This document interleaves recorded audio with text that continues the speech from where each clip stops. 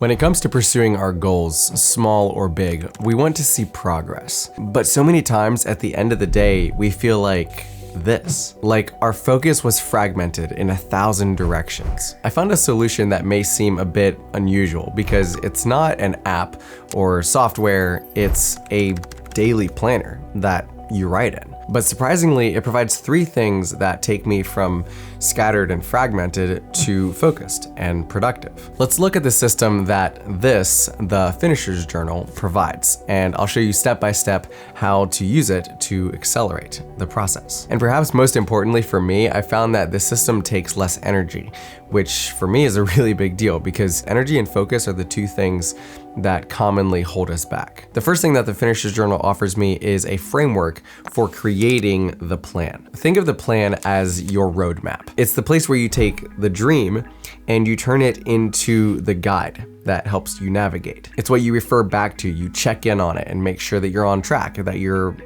following the path. Let me show you how the Finisher's Journal creates a framework that just makes this process so much easier. So when you first open the Finisher's Journal, they've got a few pages beforehand, but then very quickly they get to the system that they provide. So then on the next page, they actually define the SMART goals, which is specific, measurable, attainable, relative, and time-bound. They also give you some examples of goals that follow this framework. After this, we move to the actual section where you write your goals. First, we have outcome goal. This is like the big picture. This is the vision. This is if someone said, "What is your goal?" in one sentence, you could put this in. What SMART goal will you accomplish in the next 90 days? So that's something really cool about this planner as well, is that it splits everything into quarters. So it's the quarter of the year, 90 days at a time. And then the next step is to put it into action, break it down. What are the actual steps that can take me closer to this goal? Each one of these has a deadline that you can put in. Optimize is where you go back and review and make sure that it fits into the SMART aspect of the goal. Is your goal statement specific and measurable? Each of your action steps directly impacts your goal. Each action step listed is actionable and within your control. What is important for you to achieve this goal? And then here you have progress. You can just shade this in as you complete it. If you follow these steps, you'll create a goal that you're more likely to achieve. I will say this isn't really for the brainstorming phase of things though. This is more after you've brainstormed, here's my goal, my idea. This refines it and actually puts it into actionable steps. What I love about this is it takes the guesswork out of the process, but at the same time, it's still your goal. You're doing the planning. The book is simply there to guide you along the process. And here's what's kind of wild about this. If this right here is all that you do, you fill out this goal, make a plan, define it, etc. If that's all you do and you throw the book away, you are already significantly more likely to achieve that goal. There was actually a study that did this with businesses where they asked them to go through the planning process of the goal and then never look at it again. And what they found is that the ones that did this, they were 30% more likely to achieve that goal that they set. And here's the best part. If you keep going with the next 2 steps, the chance of succeeding with your goal just gets better and better. Okay, so if the plan is like the big picture, then we're kind of zooming in a little bit more. Here's how I use the Finisher's Journal to get extremely clear on where I'm going, what's working, and also what's not working. They have what's called a weekly plan and a weekly review, and it's actually spaced between the days. So you have Saturday, Sunday, and then you have your review right here in the timeline. When I first opened this, I was kind of confused how this all worked, but they actually have a little system here that walks you through it, shows you what everything is, how it all works. So let's take a quick look at this. It lays this out very nicely. So weekly review the results of the end of the week. What worked? What did you do that helped move the needle in any of your active goals? What didn't work? Okay, what needs to be fixed or removed? What will you improve? Think of one way to make next week better based on what you've learned. So update your goal process on pages 7 to 9. Index page 4, organize your notes, including digital notes and calendars. Migrate pending tasks. So here you can, look back to your previous week and say, okay, here's everything I got done. Here's what didn't get done. Oh, I need to move this task to next week. Okay, let's put it over here. After you review this, then we move to planning the next week. So here's how many weeks are left in the quarter. My priority this week. What is the one task that, if completed, will advance your goals this week? Great question.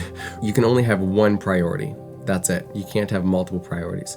So we look at this and it really makes you stop and think, because there's not room here. You can't put more. It's like you can only put one, and it really makes you sit here and think, okay, what matters most this next week? So after you fill this out, then it says check if this aligns with your active goals. So again, you have these kind of reminders just throughout, just saying, hey, like, go look back at your goal and make sure that you're still on track, make sure that everything's good. So secondary tasks, break down this week's priorities into smaller steps, add additional tasks, and rank them. So in progress is with half of it shaded in, completely shaded in is completed, X'd out is canceled, and then an arrow is migrating it to the next week. Let me show you what this looks like on my own personal weekly reviews. So this is last week. Just quick review, what worked, what didn't work, what could I improve? So we're actually currently in this week. So here's the things I got done. Currently in the middle of doing this. This got canceled. This one's getting migrated to next week. So that's what a messy weekly review looks like for me. Now, maybe you're saying to yourself, why would I buy something like this when I can just write these questions out myself? I used to think that way myself, but what I found is that having a framework like this saves me a lot of energy.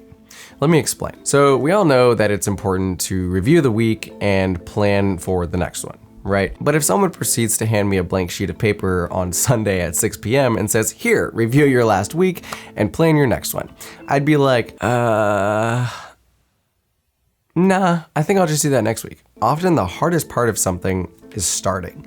And when I have something that takes away the extra energy of starting, I'm much more likely to do it. It also lets you see just how accurate your planning is.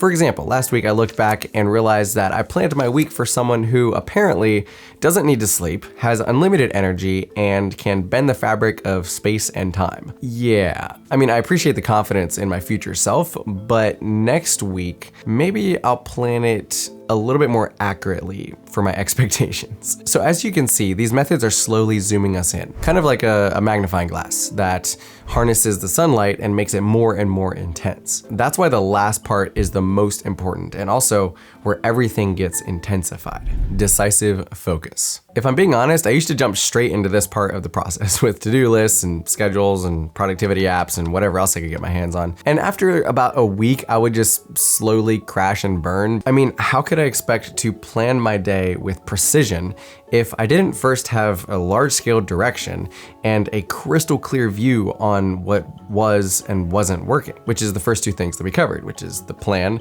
and extreme clarity. Without this, we end up having a to-do list with like 25 things on it because we have no idea where to focus our energy. And so we just put everything on there that we need to do. And I'm learning what it means to make a decision, to cut off all but the handful of tasks that are most important. So here's how the Finisher's Journal helps me define what is most important and what to cut out. Let's take a look here. So primary task, what is the most important task for today? At first, I'll be honest, I was really frustrated with this. Like I have multiple things that I want to do, but there's not room. So you can't add multiple.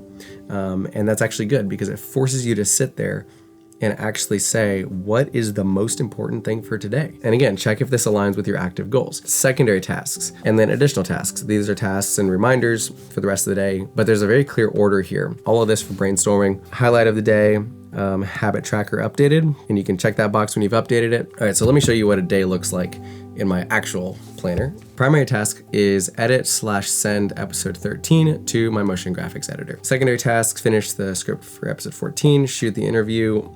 Doubt I'm gonna have time for that. Spend 30 minutes on my book project. I'm not writing a book, I'm simply creating a brainstorming book, which is kind of like a planner like this, except for it helps you plan out YouTube videos, kind of like thought-provoking questions and things like that. It's more for me than to sell or anything, because just I would use that and I want one. So I'm gonna build one. Maybe let me show you a different day that'll maybe give a little better. Yeah, so here you can see, all right, record YouTube video. I lost my voice, so I didn't really get to do that. So I just put an arrow here, marking that I'm moving it to the next day. Same thing with this one. So I migrated that one, finished this one, migrated this one, canceled this one. Daily planning like this used to be kind of laborious. And here it does it for you. Like it asks you the questions. It reminds you of things. So that's what it looks like. That's what the physical actual planner looks like. Now I still use my phone for some things, such as schedules and reminders and things like that.